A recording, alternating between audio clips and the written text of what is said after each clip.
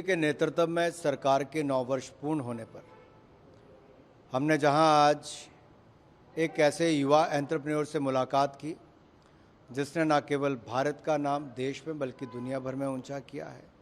अमन गुप्ता जी जहां पेशे से तो चार्टर्ड अकाउंटेंट भी हैं, बड़ी बड़ी कंपनीज के साथ काम भी किया, लेकिन अपना ब्रांड, क्योंकि जब बार बार हम ब्रांड इंडिया की बात करते हैं, वो मोदी जी आगे बढ़ा रहे हैं, तो साथ ही साथ हमारे यंग एंटरप्रेन्योर्स अपनी अपनी कंपनी के ब्रांड्स के माध्यम से भारत को भी देश और दुनिया भर में पहुंचा रहे हैं। तो इसी तरह से बोट जो इस्टेब्लिशमेंट इन्होंने इलेक्ट्रॉनिक गुड्स में की है, तो मिलने आया था कि हमें खुशी है कि ऐसे युवा एंटरप्रेन्योर हमारे देश में है। प्रधानमंत्री मोदी जी ने बार बार कहा कि युवा को जॉब गिवर होना है, जॉब सीकर की बजाय, और इसके लिए उनको स्टार्टअप्स इकोसिस्टम को हमें मदद करनी है। तो सरकार ने नीतियां बनाने में भी और जब समय समय पर आवश्यकता थी वो कदम उठाने का कार्य भी पूर्ण किया। अब हमारे युवाओं ने करके दिखाया कि जो विश्वास मोदी जी को युवाओं के नेतृत्व पर था वो बहुत सफल हुआ है। हम सबको गर्व है जैसे मोदी जी के नेतृत्व में देश आगे बढ़ रहा है। 5वीं सबसे बड़ी अर्थव्यवस्था इकॉनमी दुनिया की हम बने हैं, और अभी भी देखा जाए अलग अलग क्षेत्रों में सड़क, शिक्षा, स्वास्थ्य, सब में बहुत तेजी के साथ बहुत काम भी हुआ, उपलब्धियां भी हैं। तो समर्थन हमने शिखर जी का और बाकी खेल कम्युनिटी का मांगा भी है।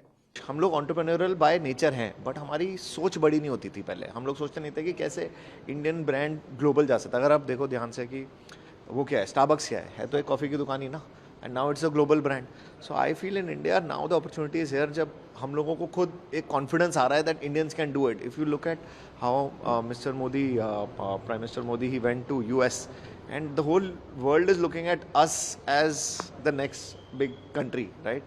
And there is so much positivity in the world, and nowhere there is nowhere where a startup what do you call it, a startup day is being celebrated. India में होता ही है startup India, stand up India, ऐसे narratives जो बन रहे हैं। So there are lot of entrepreneurs who are now ready to start something. पहले it is not in the hands of only a few businessman.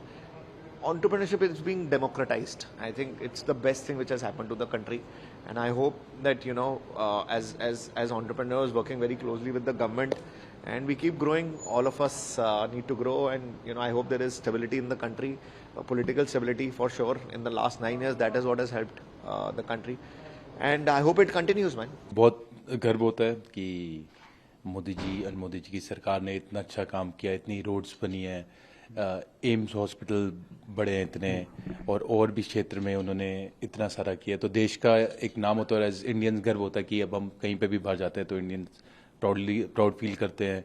हमारी जो देश की छवि है वो बहुत बड़ी हो गई है, और मुझे बिल्कुल लगता है कि जैसे हम पहले सोने की चिड़िया थे तो आगे भी हम सोने की चिड़िया ही बनेंगे, जिस तरीके से हम जा रहे हैं। खेलों में हमारा बहुत ज्यादा विस्तार हुआ है, न केवल क्रिकेट में बल्कि अभी ओलंपिक स्पोर्ट्स में हम काफी अच्छा करें, जैसे स्पोर्ट्स मिनिस्टर भी हैं अनुराग सर। तो कैसे देखते हैं इन तमाम उपलब्धियों को? जैसे जेवलिन थ्रोअर, अब नीरज चोपड़ा जेवलिन के जनक कहे जाते हैं, डायमंड लीग में उन्होंने दोबारा गोल्ड जीता, तो एक लेगेसी बढ़ रही है हर गेम में। हाँ जी, हाँ बिल्कुल, बहुत खुशी होती है एज ए स्पोर्ट्समैन की दूसरी स्पोर्ट्स इतनी ऊपर आ रही है, and of course thanks to Anurag paaji की, उन्होंने इतना अपना इनपुट दिया। तो जो भी अब आप जो प्लेयर बढ़ते हुए देख रहे हैं, वो पीछे जो प्रोसेस है वो स्ट्रांग हो रहा है, इंफ्रास्ट्रक्चर अच्छा हो रहा है, तो खुशी मिलती है कि सिर्फ क्रिकेटर्स ही नहीं, बाकी स्पोर्ट्समैन जैसे नीरज चोपड़ा हैं और ओलंपियंस हैं, उनका लाइफस्टाइल बेटर हो रहा है, उनके इनकम बढ़ रही हैं, हर एक स्टेट से सपोर्ट आता है, तो बहुत खुशी होती है। और ऐसे ही एक दूसरे को सपोर्ट करके, कंट्रीब्यूट करके आगे बढ़ते जाएं और देश का नाम रोशन करें।